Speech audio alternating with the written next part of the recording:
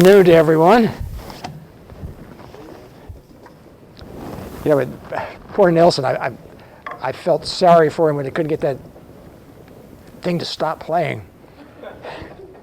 It reminded me of an experience we had back in St. Petersburg at the Feast of Tabernacles. It must have been back in, probably 80, 81, somewhere around there. And there were about 9,000 people coming in for the feast. And we had a pre-feast meeting of all the department heads. And so we're sitting there. Bob Jones was he was the pastor and he was the festival elder. And he went around to each department head and he said, well, how's everything? You got all the security taken care of? You have the offering taken care of? And he came to Ron Peterson and he said, Mr. Peterson, how are we doing with the electronics? Everything up and running with the electronics? And he said, oh, sure, everything's perfect as long as it works.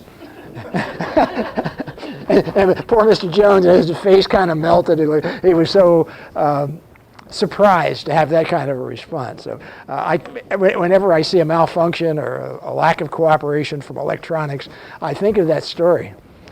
Because so many of the good experiences that we've had in life, at least in our lives, has come from our family and our church and our experiences within the Church of God. You know, when I was a teenager, back in early 50s, Thanksgiving was a very important day to us because right after it got dark on Thanksgiving, the men in the family would get in the car and go deer hunting. And I don't think the ladies appreciated it that much, but we just couldn't wait to get up and to go deer hunting.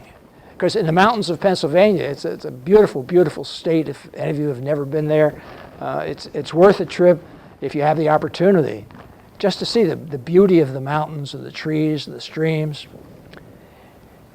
But of course, by the time we got into the mountains, it was dark. And the roads, the state roads and the federal roads did not have lighting at that time. Street lighting was rare. You had to get near the cities. You had to get near the towns in order to have street lights. And I can remember driving through these beautiful, dark, brooding mountains at night. And as we would come up towards the top of a hill, it would start to get light.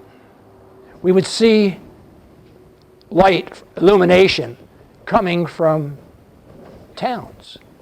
And there weren't that many towns along that road, maybe 5 in the 150 miles that we traveled. And as you come over the top of the mountain, and there was this lovely city, lovely town, lovely community, very peaceful, very quiet. And it was, as a young teenager, it was inspiring to me just to see how nice it was to experience coming to the light there. Now, if you think about it, most towns, most cities are built in the valleys because it protects you from the wind, from the snow, generally the rain coming down, you have streams nearby. It's very comfortable living in the valleys. But have you ever seen a city on top of a hill? There aren't that many in the world. Jerusalem was up on a hill at one time. Denver is the mile-high city, but when you get up to that mile, it's a plateau. It's not really like a mountaintop. But you know, you can see it for miles and miles as you come near it. And you get up to that mountaintop or up to that plateau, and you're surrounded by really big, tall mountains. So they are protected from the strange weather that can occur to a city on a hill.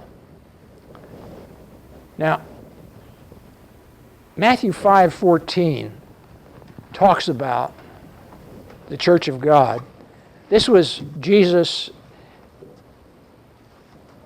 after he had his intellectual and spiritual battle with Satan.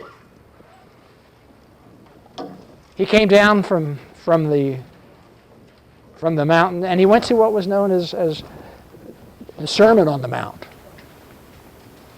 And he was teaching the people about the kingdom of God, and the kingdom was coming. And he talked to his disciples, and he talked to his apostles. And he said in Matthew 5,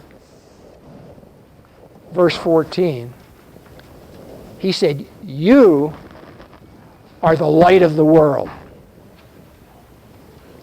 A city that is set on a hill cannot be hidden." Think about that.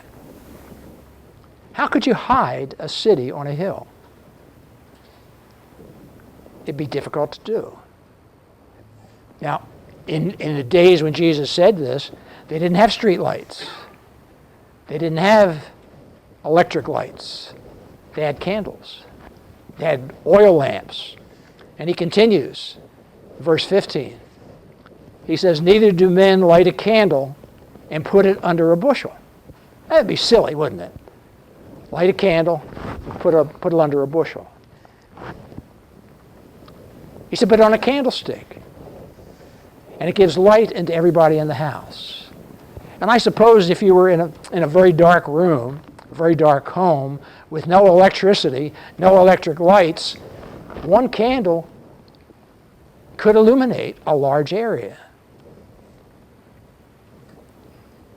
But you know, the idea of having a candle under a bushel, I think, has spiritual undertones and spiritual meanings for us. Because you know, one of the things that we look at the book of Revelations, and we learn a story about candlesticks. Let's look at Revelation 1, verse 20. This is the chapter that tells about the revelation that God the Father gave to Jesus. Jesus gave it to his messenger, his angel, and that angel gave it to the Apostle John.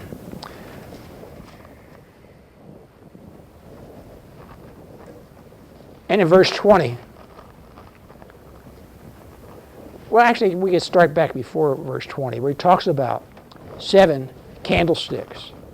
He says in verse 10, he says, "I was in the Spirit on the Lord's day, and I heard behind me a great voice as a trumpet, saying, I am Alpha and Omega, the first and the last." And then he goes on to tell John that there are certain things that he had to do. He says, "I send you unto the churches which are in Asia, Ephesus, Smyrna, Pergamos, Thyatira, Sardis, Philadelphia, and Laodicea." He says, "And I turned," in verse 12, "to see the voice that spoke to me. And being turned, I saw 7 golden candlesticks." That must have been a very beautiful sight. 7 candlesticks made of gold. And when we see the analogies later on, I think we can appreciate more deeply what he's talking about here. He says, in the middle of the 7 candlesticks, one like the Son of Man. And then he goes on and it talks about, it gives a description of Jesus. And he says, "Write these things which you have seen," in verse 19, "and the things which are, and the things which are shall be hereafter. The mystery of the 7 stars which you saw," and there were, you see, on top of each one of these golden candlesticks was a star shining. And it was a representation, obviously. It was not a real star, but it looked like a star, and it was probably twinkling very beautifully. He says, the 7 stars which you saw in my right hand, and the 7 golden candlesticks. The 7 stars are the angels of the church. So each one of these 7 churches that were going to be talked about had their own angel as their own messenger. He says they're the angels of the 7 churches. And the 7 churches, or the 7 candlesticks which you saw, are the 7 churches. Think about that. 7 churches with an incredible job to do. These were probably the very first 7 churches in Asia, as far as we know. And John was given a message for these churches. Now let's back up, well, let's go forward a couple thousand years. From 90 AD, here we are in 2013, going on 2014 pretty soon. And we don't have just 7 churches. And some have taken these verses to refer just to, although it speaks to just 7, represents all of the churches of God. And I don't have a problem with that. But you see, when we look at the churches and compare them to candlesticks, when we see that these candlesticks represent the church of God, I have to ask the question, are there churches of God that are putting their light under a bushel? You don't have to answer that. It's a rhetorical question. Are there churches that have their light under a bushel? Some churches, you can't go and you can't drive into the town and pick up the phone and say, "Hi, I'm going to be in town for a couple of days. Can I come by, attend church with you?" Well, who are you? Have you been approved? Are you part of are you on our computer list? I see some people who may have even experienced this at one time. That's not the way Jesus wants his church to behave. But I've got to ask the question, has the church of God been a real city on the hill? Has it let its light shine to the whole world? What about the Church of God in Miami? Church of God in Auburndale, where we attend. Are we being like a city set on a hill? And today I'd like to discuss this subject of a city on the hill because, we are supposed to be the light to the world.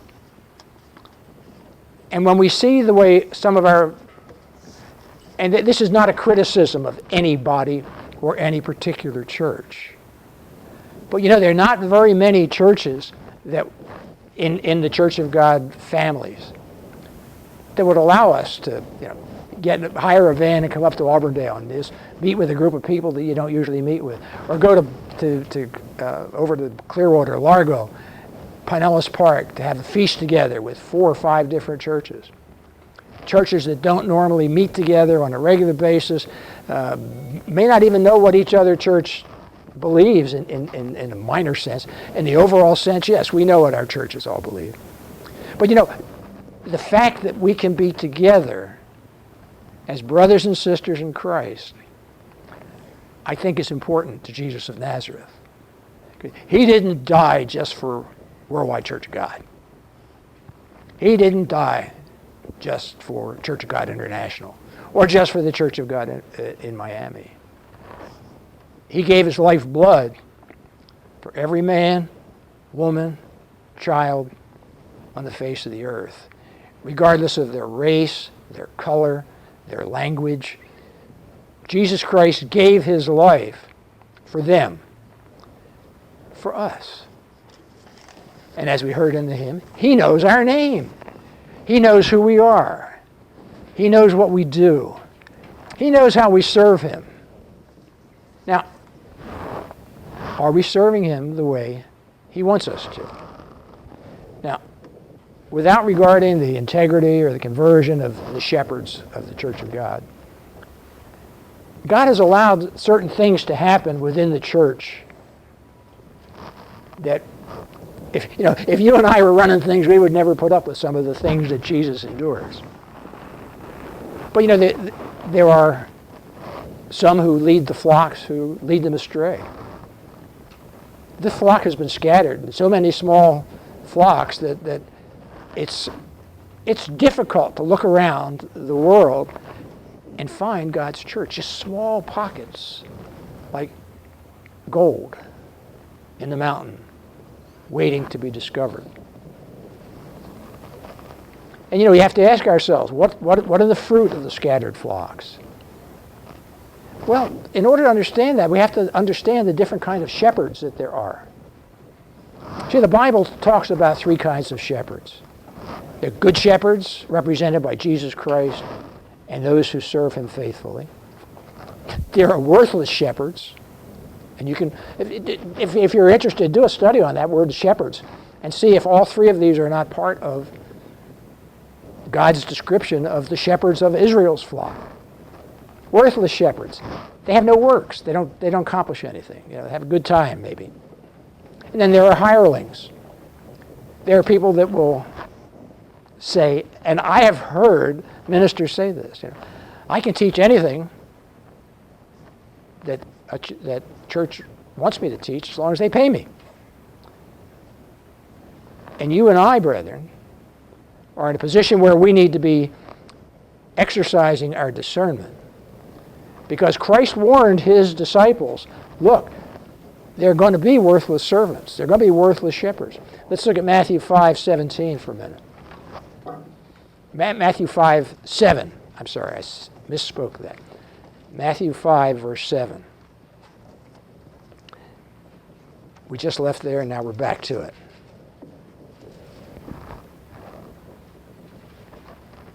I'm sorry, Matthew 7. My eyes are playing tricks on me this morning, excuse me. Matthew 7, verse 15.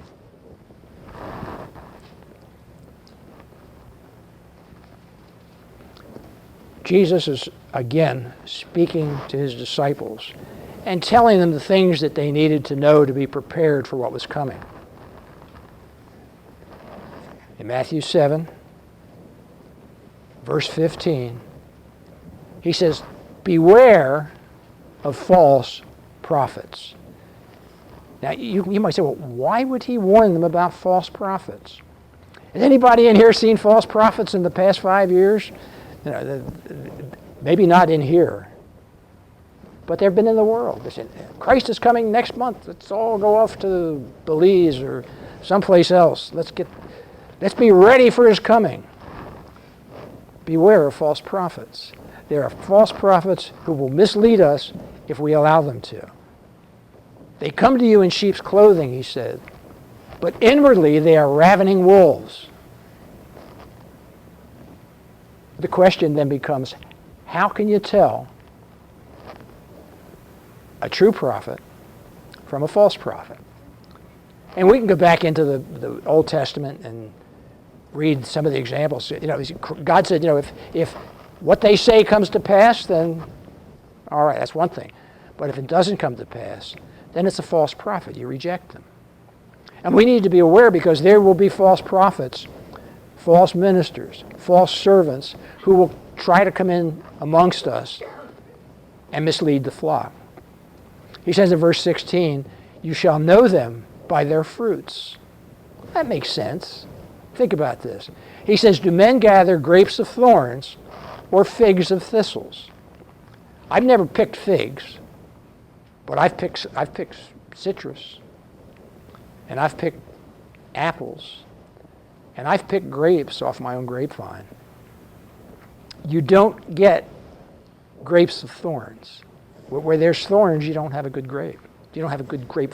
Now, maybe for some things it might be okay, but not a good grape for wine. Not a good grape for jelly or jam. He says, know them by their fruits. He says in verse 17, even so, every good tree brings forth good fruit. But a corrupt tree, what about a corrupt tree?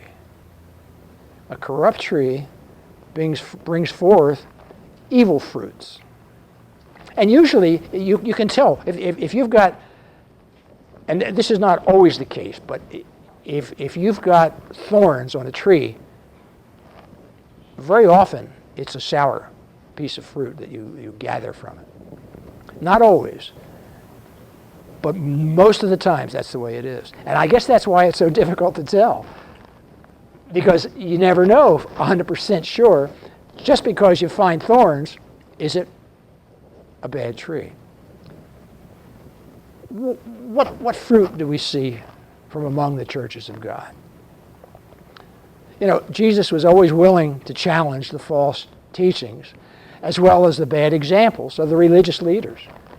I'm not going to turn there, but Matthew 23, the 8 woes. Woe to you, scribes and Pharisees. And he goes down a litany of item after item after item where they're teaching God's people error, where they're teaching God's people things that they shouldn't be hearing, things that didn't matter. He said, you know, full well you reject the commandments of God that you can keep your own traditions. And we don't have traditions, basically, in the Church of God. Some small little things here and there. But basically, we don't have the kind of traditions that Jesus was dealing with. You know, we need to always be willing to challenge false teachings as well as the bad examples of the religious leaders. Some churches aren't willing to do that. One major church has got pedophiles, has every kind of perversion with young children, and yet they hide these people. They won't publish their names. They keep them away. They keep the press away from them because I don't think they want the full amount of perversion to be broadcast. But you see, we have to challenge, brethren, because if we are going to serve Jesus Christ of Nazareth, we have to be willing to stand up for the things that are true and be willing to die for the things that are true and to refuse the things that are false. Jesus challenged their traditions and their teachings. Their spiritual leadership was worthless and vain. We're blessed collectively in most of the churches of God today where we have leadership that loves the brethren, that serves the brethren, and it does it pretty much without any payment at all. You know, we need to be so careful because Christ in Mark 7:7, he said very clearly that in vain, empty, nothingness, in vain do they worship me, teaching for doctrines the commandments of men. I don't think we have that within the Church of God Miami. I don't think we have that in the Church of God in Auburndale. But you know, we have to be careful because if we become a city set on a hill, we will be attracting people who will come in and will bring in false doctrines. The churches today relegate God's commandments to the dustbin of history. They're done away with. You don't have to keep those commandments because they have been taught that the Old Testament is done away. You only have to be concerned with the New Testament. And brethren, what did Christ say when he was challenged by the Pharisees and the scribes? He said, you search the Scriptures. In them you think you have salvation. And these are they that speak of me, he said. And he used the Scriptures to show that he was who he said he was. God's laws were given to Israel to teach them how to live, to teach them how to receive great blessings. Here's the way it was supposed to work. And I'm sure you know these things, and I'm sure this is very basic, but maybe some of the children haven't heard this. God gave his laws to Israel so they could be blessed. Keep my laws, be blessed. And then what would happen? The nations round about would see it, and they would say, wow, we want what they have. Let's go worship their God. So it would go from God to Israel, to the nations, and then eventually to the world. The world would see that living God's way is the right way. It's the way to peace, to happiness, to strong family life, to all the things that make life worthwhile.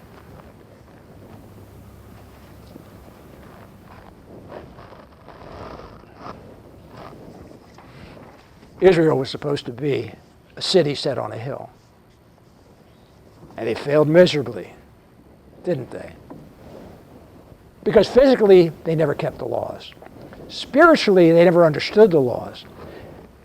And the day is coming at the resurrection of the dead, when they will have an opportunity through God's Holy Spirit leading them and through the Church of God teaching them, they will learn the spiritual meaning of the laws that they rejected. You see, God doesn't give you the spiritual law. He gives the physical law. And when we keep the physical law, we then can see the spiritual reasoning for them. We can see the spiritual value to them. We learn spiritual from the physical. What does it take to be a city on the hill? Let's look at Deuteronomy 4 for a minute.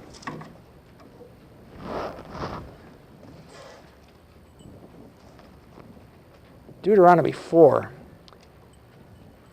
you will probably recall that the book of Deuteronomy means second law. This is when Moses reiterated all of the laws that God had given him and put them into one book. And Israel was to have a very strong part in what was going on here. Because there they were a couple million people wandering in a desert.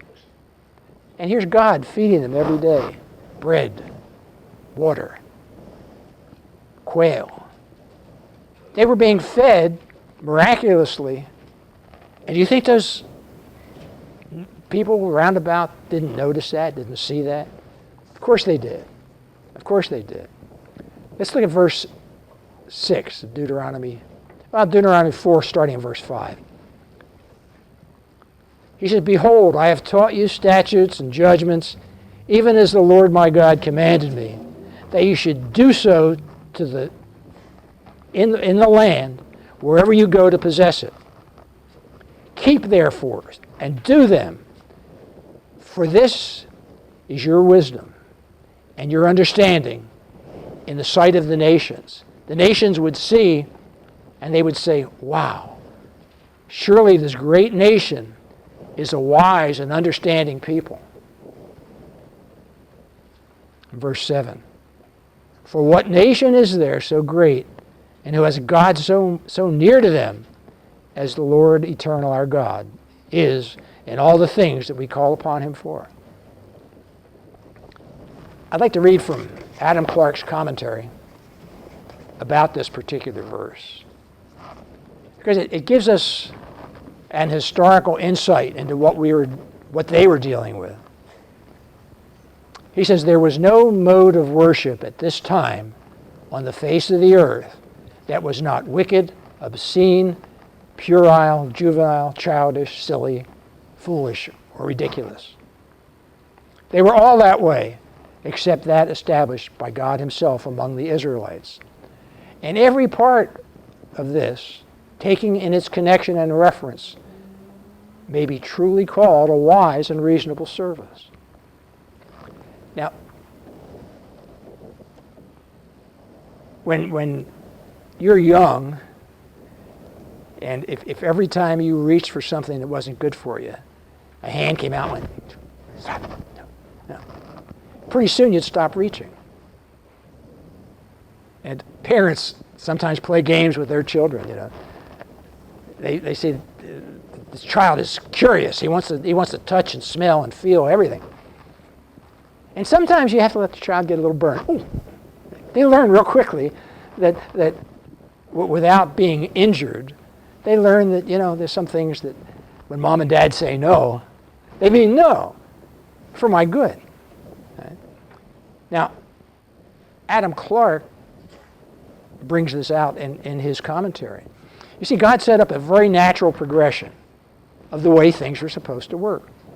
From the Father to Jesus to the church to the nations and then to the world. God wanted then, and he wants now, to be near his people. He wants to be near each one of us here in the Church of God, Miami. And he wants to be near to each one of us in the Church of God in Auburndale and in Largo and in all the different churches that are up and down the coast.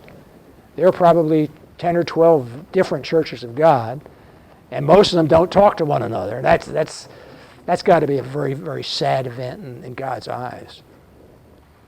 God wants us to be his people, and yet we can't get along together, it seems. He said in verse 7, I'll read it again, "For what nation is there so great who has a God so near to them as the Lord our God is in all things that we call upon him for?" God wanted to be near them and for them to be an example to the nations around about them. They were supposed to be a city set on a hill.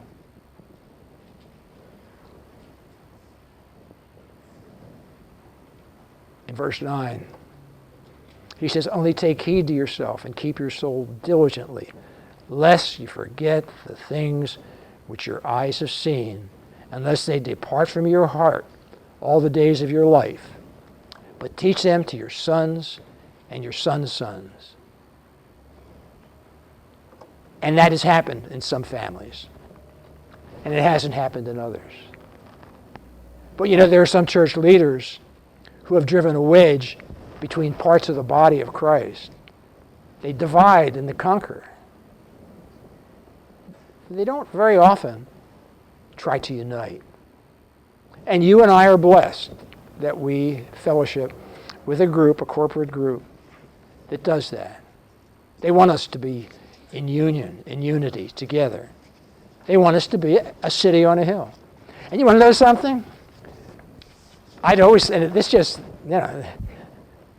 came to me, that when you read that, being a city on the hill, we think of being a light to the world. Well, maybe our job is to be a light to the church by letting our light shine before the other churches of God, that they can see, that they can understand that it's not just about the money. It's about God's people.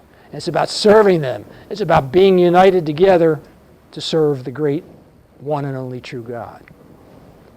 Now, Israel was blinded. They were spiritually blinded. In some sense, they were physically blinded. But you know, it seems that some of the corporate churches have become willingly ignorant of this blindness. You know, he said in one place where blindness in part has happened to Israel until the fullness of the Gentiles be come in. Well, I don't know who's Jew and who's Gentile anymore. All right, I don't know who's a Gentile. I knew it was back then, but you know, today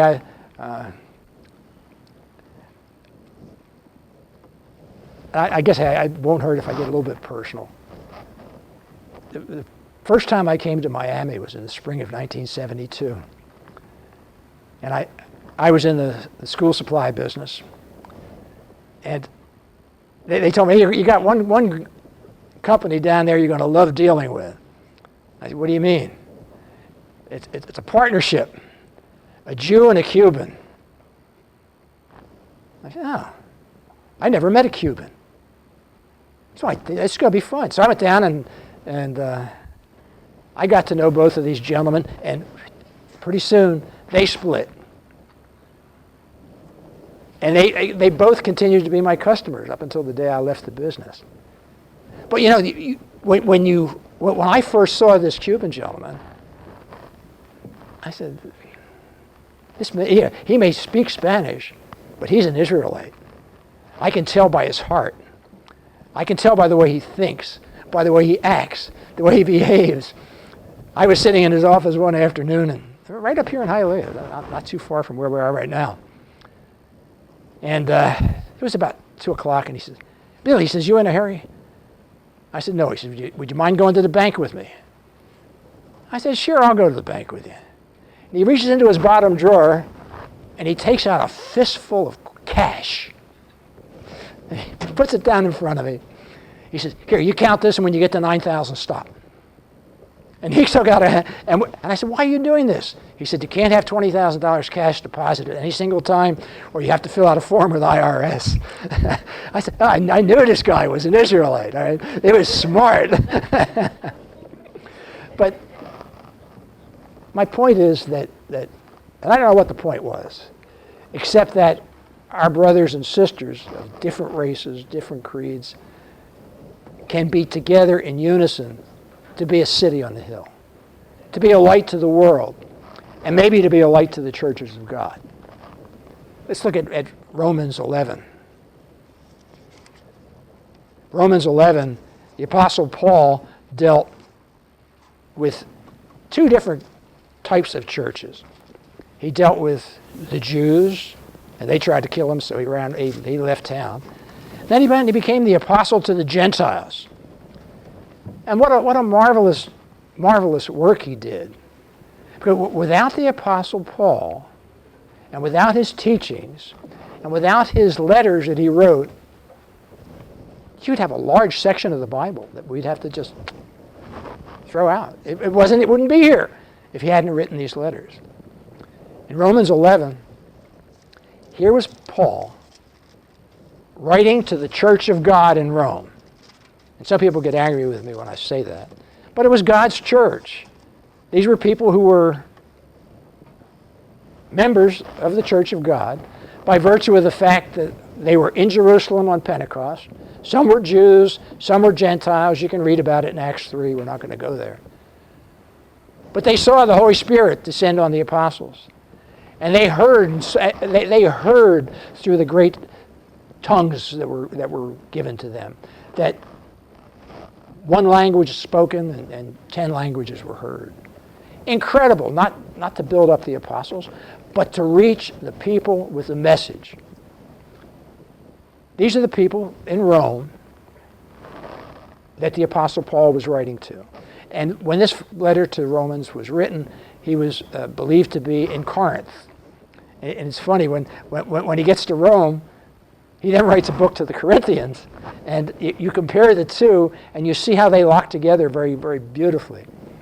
But in Romans 11, he's writing to a group of Christians that had never had a minister.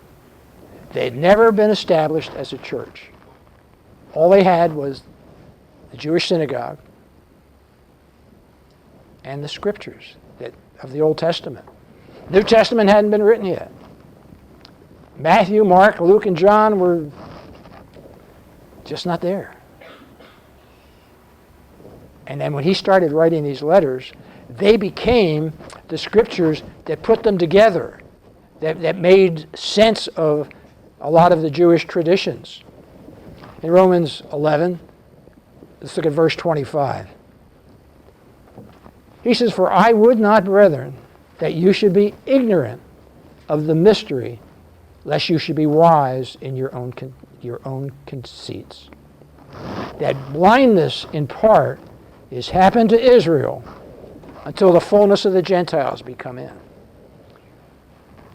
And he goes through in one place, I don't know if this is the place necessarily, where he talks about the Gentiles are grafted into the olive tree of Israel so that they become one as part of the Israel of God, as you can read about back in Galatians.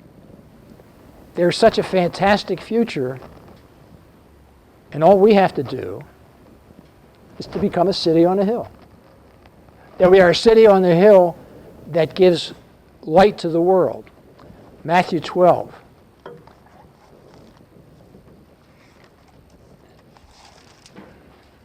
In Matthew 12, Jesus talks about an example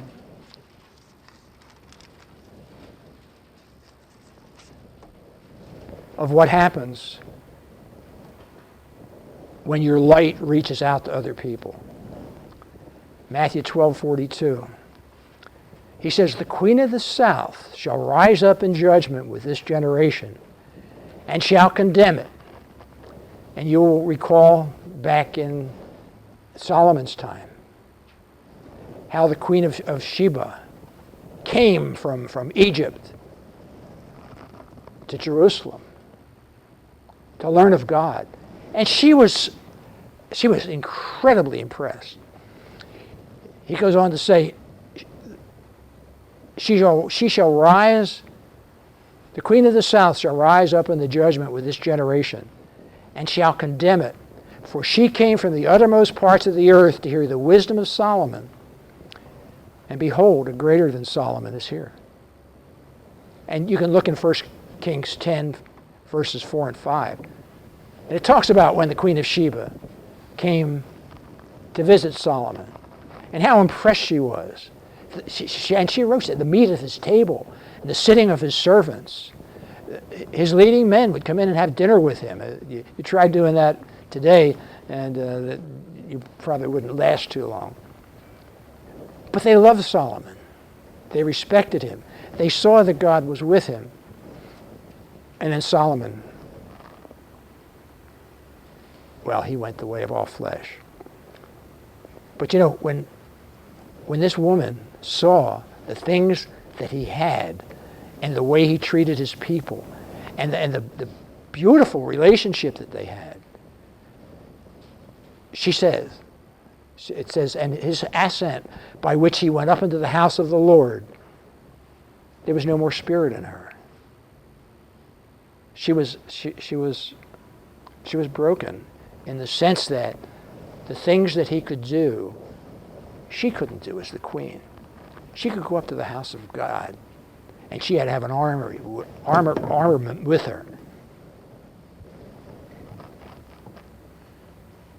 What a terrible way to have to live, wouldn't it? Wouldn't it be terrible to have bodyguards with you everywhere you went? And she saw Solomon, and his people loved him, and they respected him, and they had great wealth, great food. And she says she went back, she was broken. No spirit in her. Now, when we look at what we have in this country today, brethren,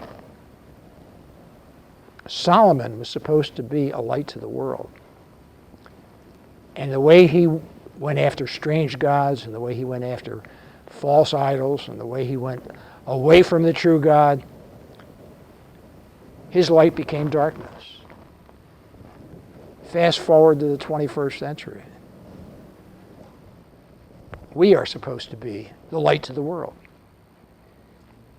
And when Paul wrote these things to the church at Rome, he wanted them to understand, look, as a light, you have an obligation. And you have lived up to that obligation. He says in Romans 1, in verse 8, he says, I thank my God through Jesus Christ for all of you, that your faith is spoken of throughout the world. And of course, he was talking about the known world. He was talking about the world that they knew about, certainly not as far as we know in this nation. But Matthew Henry's commentary makes some interesting comments about this. It says, throughout the whole world. It says that is the Roman Empire. Because the Roman Empire at that time ran from India up to close to Britain. And it was 100 years later it took over Britain.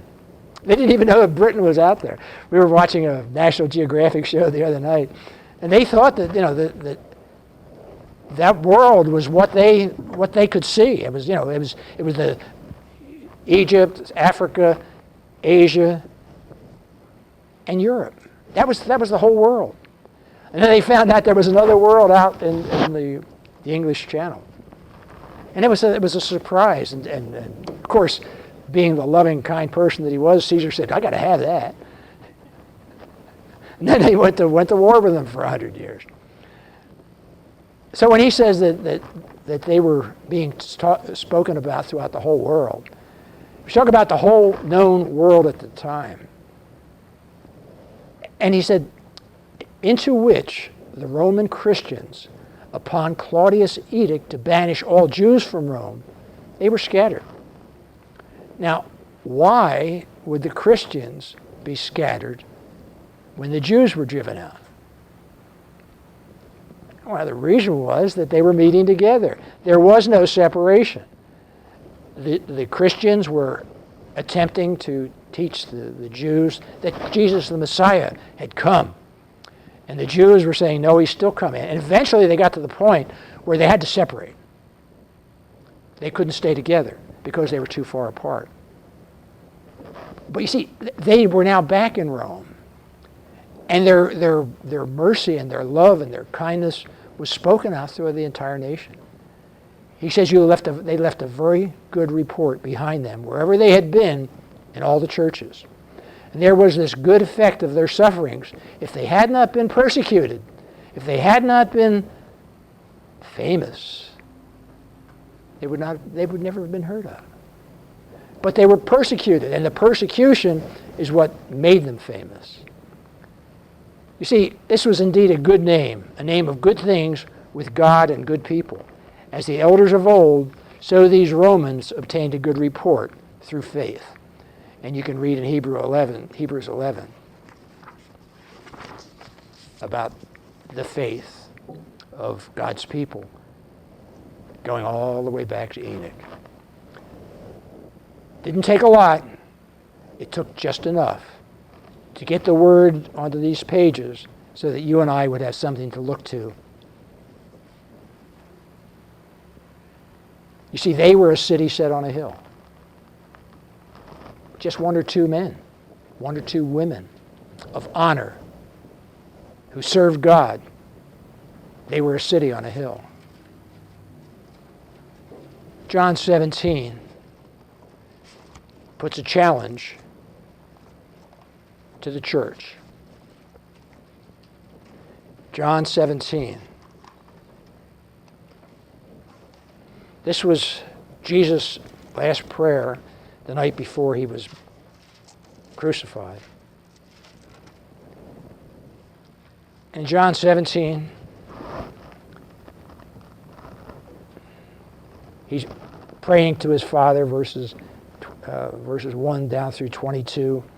And in verse 23, he says, I in them, and you in me, that they may be made perfect in one. He was praying for a perfection and a unity in his church that could only come from the blessings of God. The world may know that you have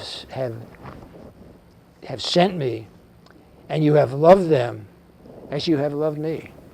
What an incredible, incredible thing to say. You know, in Hebrews 11, it talks about by faith Abraham, when he was called to go into a place where he should, after receive an inheritance, that he obeyed. He went out. You know, he didn't. I don't imagine he really wanted to go, but he packed up his family and all their possessions, and off they went. He obeyed, and he went out, not knowing where he went. By faith, he sojourned in the land of promise, as in a strange country, dwelling in tabernacles with Isaac and Jacob, the heirs with him of the same promise. For he looked for a city which has foundations, whose builder and maker is God.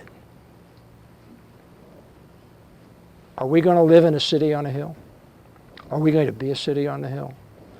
This is what it takes. It's going to take God to be the builder and the maker. Now, a final few scriptures I'd like to mention to show us how we can become a city on the hill. And I'm not preaching at you, I'm preaching to me too. Your brethren, I know that we, in whatever congregation we happen to be with, we have a responsibility. And in Ephesians 2, the Apostle Paul writes some things that are truly inspirational, educational, an incredibly astute man, that he could look at the scriptures in the Old Testament, and he studied at the knee of Gamaliel. I mean, he was educated in the Old Testament, and it enabled him to see the things that Jesus of Nazareth did and fit them together, to see him as the Passover, to see him as our atonement. And when he talks about the Feast of Tabernacles, he knows and refers to Jesus Christ. He doesn't refer to Jesus specifically, but he refers to the fact that his church will be ensconced in the Feast of Tabernacles. Ephesians 2, verse 20, talks about a city that's been built.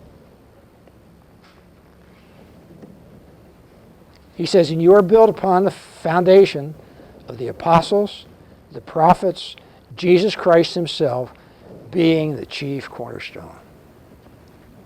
Without Christ as the cornerstone of that church, of that foundation, we can never build. We can never build, unless we want to do it the way the Roman church did it. Go out and start killing people. And I don't think that's what we want to do. We don't want to kill people. We want to help people learn how to live. He says, in whom all the building, fitly framed together, grows into a holy temple in the Lord, in whom you also are builded together for the habitation of God through his Spirit. Are we going to be a city on the hill? How do you become a city on the hill? God in us, through the power of his Spirit, has a work to do. 1 Corinthians 3.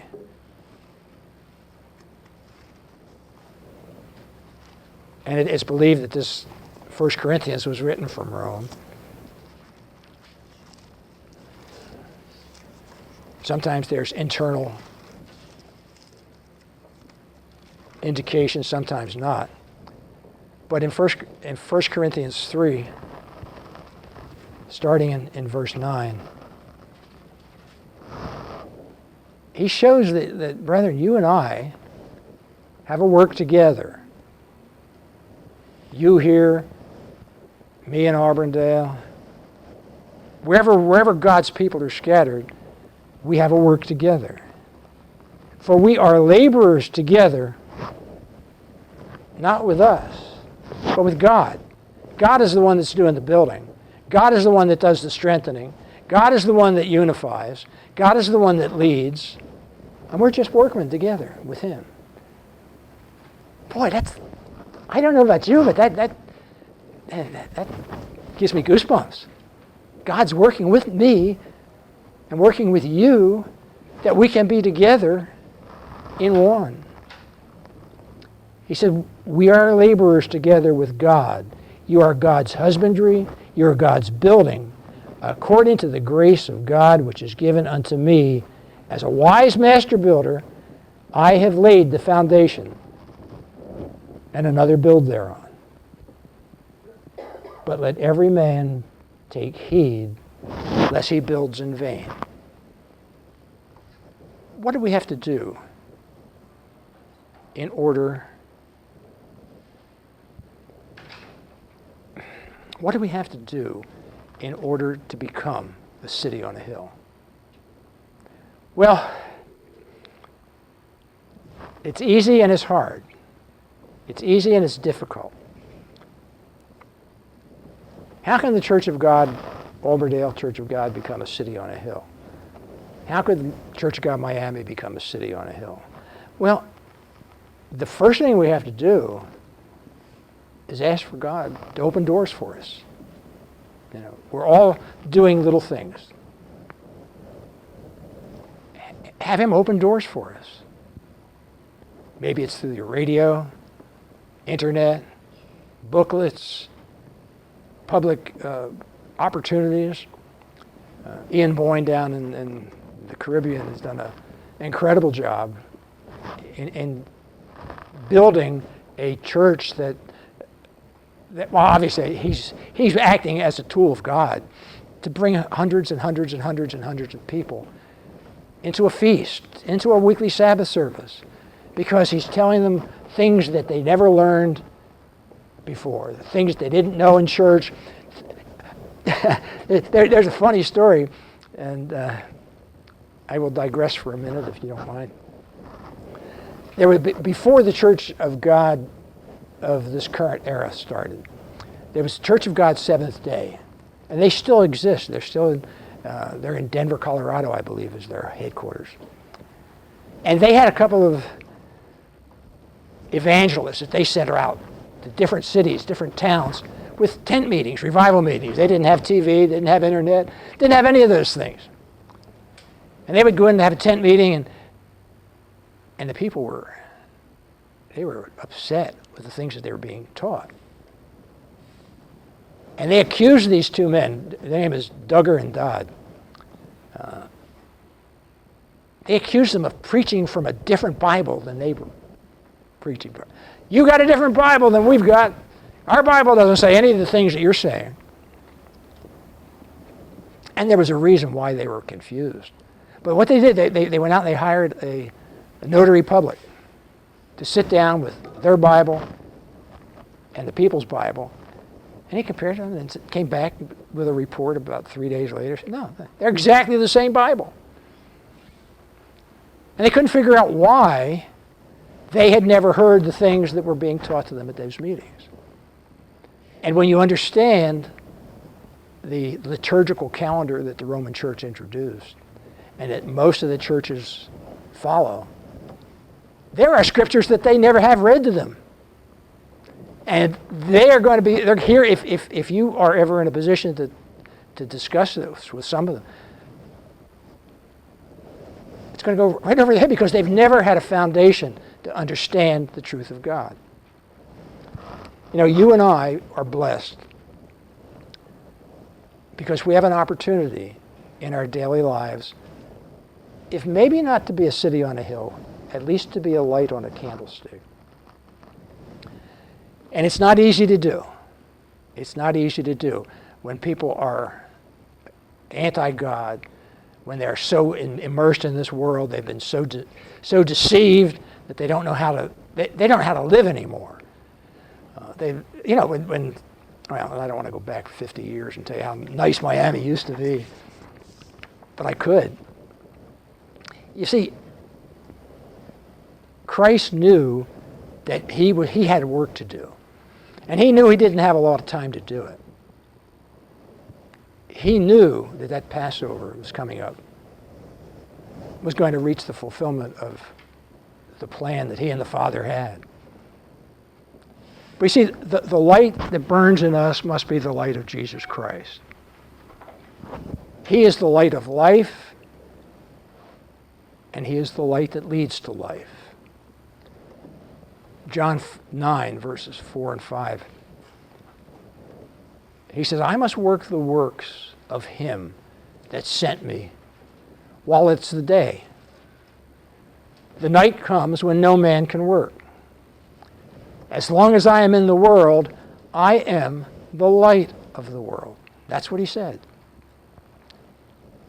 And he's been proven correct. When Jesus then spoke Jesus again in verse 12 of John 8, he said, I am the light of the world. He that follows me shall not walk in darkness, but shall have the light of life.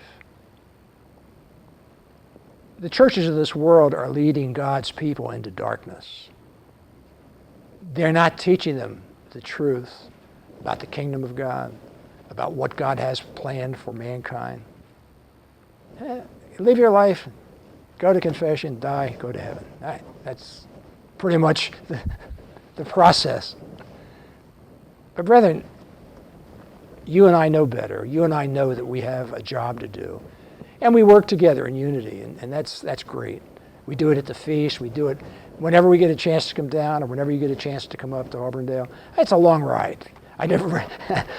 75 is not too bad. Doing 75, this is not too bad when you're driving on some of the used to have to come down Route 27 when I first started coming down. And that was not a very, very good ride.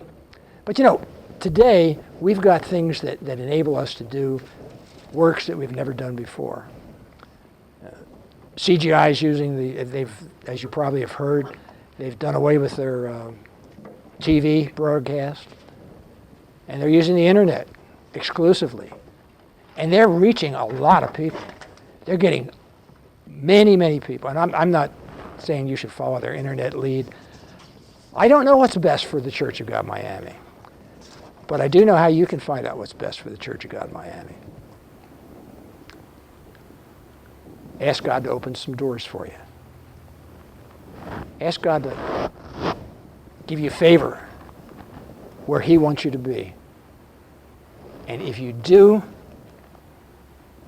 what's the scripture that says, if a son asks his father for a piece of bread, is he going to give him a serpent? No.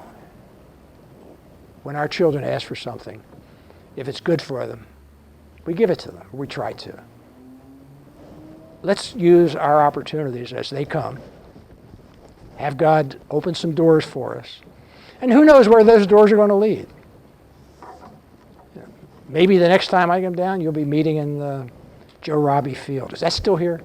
I understand that was the big ball field that they built right about the time I stopped coming to Miami. I don't think they use it anymore. But look, there's no limit to what God can do through one servant who humbles himself before God. And that servant's here. That servant is the Church of God Miami. And I'm just so happy and pleased that we can be together in peace and love and joy and just have a good time and learn together and grow together. And I thank you so much for the opportunity to be with you. And I hope it doesn't take me 20 more years to get back to Miami. Yeah, I could make it. Yeah.